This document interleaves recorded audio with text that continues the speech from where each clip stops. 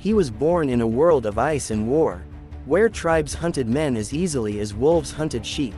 But from the ashes of betrayal, one boy rose, not to survive, but to conquer the earth.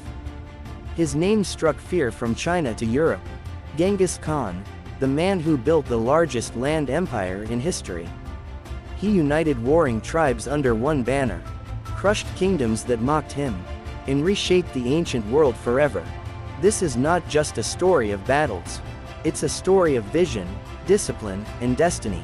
So sharpen your blades, tighten your saddle straps, because we're riding into the storm. The Mongol Empire begins now. In 1162, in the harsh wilderness of the Mongolian steppe, a boy named Temujin was born. To a small, struggling clan, life gave him no mercy. His father was poisoned by rivals, leaving his family to starve and fend for themselves. Every day was a battle against hunger, betrayal, and cold. Yet within that boy burned a spark no wind could extinguish, the dream to rise above fate.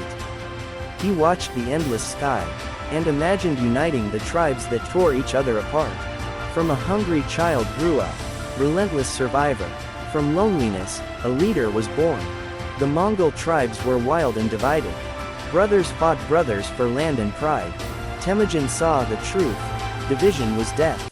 He began uniting clans under his rule, offering loyalty, protection, and justice.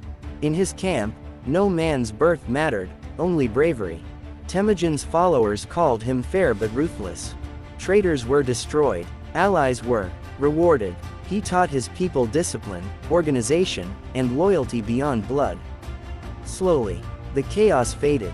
The Mongols, once scattered and broken, began to march as one. This wasn't just war, it was rebirth. A new Mongol identity was taking shape, guided by a leader who saw unity as the key to survival. In 1206, after years of victory and struggle, the tribes of Mongolia gathered near the Onan River. There, under the endless sky, Temujin was crowned Genghis Khan, meaning universal ruler. It was more than a title, it was destiny. He created the Yasa, a new law code demanding absolute loyalty, discipline, and justice. Under it, theft was punished, families protected, and betrayal erased. Genghis restructured his army into units where every man fought for the one beside him. No tribe, no class, only Mongols. From the cold plains of Asia rose a nation built on loyalty and fearlessness. For the first time, 1,000 tribes beat with one heart. Genghis Khan's first campaigns tested the strength of his new empire. His enemies were mighty, the Tangut Kingdom and Western Shah, rulers of walled cities and powerful armies. But the Mongols adapted. They learned siege warfare, captured engineers, and built weapons capable of tearing stone apart. They fought like shadows, fast, silent, deadly. When one city refused to surrender, Genghis surrounded it, cut off supplies, and starved it into submission. The message was clear: obey the Khan, or vanish. The once scattered nomads now fought like a single mind.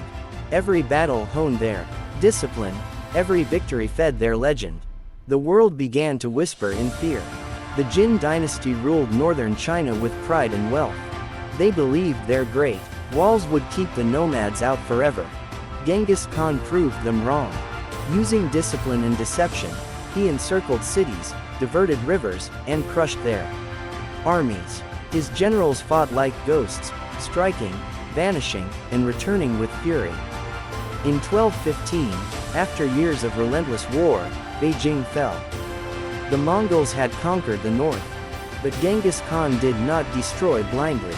He spared scholars, engineers, and artisans, learning from them to strengthen his empire. His war was not just for land, but for knowledge and control. When a Mongol caravan entered the Khwarezm Empire, its traders were slaughtered. 2. Genghis Khan. This was not an insult, it was war. He unleashed one of the greatest campaigns in history. His armies swept across Central Asia with fire and precision. City after city fell: Otrar, Bukhara, Samarkand, each destroyed for their betrayal. Genghis spared no one who resisted. declaring, "If you had not committed great sins, God would not have sent a punishment like me upon you." The Khwarezmian ruler fled into the mountains, never to return. The message was clear to the world: betray the Khan, and face oblivion. In 1220, Genghis Khan's army reached Samarkand, the jewel of Central Asia. Its people trusted their walls, its rulers trusted their pride. The Mongols trusted only strategy. They surrounded the city, cutting every road and water line. Captured soldiers were forced to march ahead as shields. Siege towers and catapults pounded the walls until the sky turned red with fire. Within days, Samarkand's gates fell. Thousands died, but the conqueror's vision was greater than destruction. Genghis spared scholars, craftsmen, and engineers, sending them across his empire to build, teach, and innovate. From ruin, knowledge was reborn.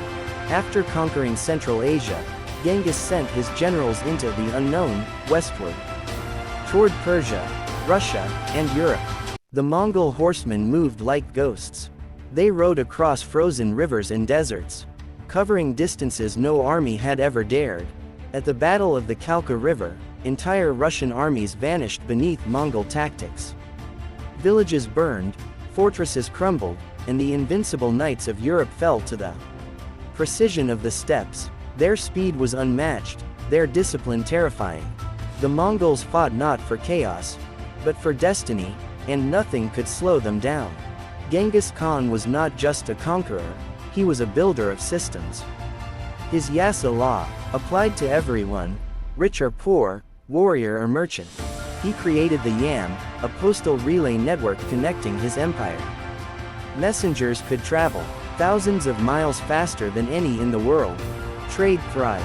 The Silk Road, once dangerous, became safe under Mongol protection. Merchants, scholars, and travelers moved freely between China, Persia, and Europe. Even women held higher rights. They could own property, ride into battle, and speak in councils. Genghis Khan proved that order, not chaos, holds an empire together. In 1227, Genghis Khan began his final campaign against the Western Shah, a kingdom that dared defy him once more. Though age and illness had begun to slow him, his will remained unbroken. He led from the front, as always, commanding with precision and fearlessness. Victory was his again, but during the campaign, he fell ill. Some say he was wounded. Others whisper he was struck by lightning or poisoned. The truth is lost to time. Before his death, he ordered his burial place to remain a secret forever. His soldiers carried his body into Mongolia, and no man alive knows where he rests. After Genghis Khan's death, his sons and grandsons inherited not just an empire, but a mission. Ogday Khan expanded westward, crushing Europe's armies and reaching the gates of Vienna. Batu Khan conquered Russia, creating the Golden Horde, and Kublai Khan, the most famous of his descendants, conquered all of China, founding the Yuan dynasty, ruling as emperor. Under the Khans, the Mongol Empire stretched from Korea to Hungary, the largest land empire in human history. Though divided among heirs, their unity of purpose remained, to honor the vision of the man who had united the steppes. Genghis Khan changed the course of civilization. His empire connected east and west, reshaping trade, language, and culture. He opened roads that carried not just goods, but ideas. Under his rule, knowledge traveled faster than armies. To some, he was a destroyer. To others, a visionary who built a bridge between worlds. Even today, 1 in every 200 men carries his bloodline, proof that his legacy endures. From a poor child on the steppes to the master of half the earth, Genghis Khan proved that greatness is not given, it is forged.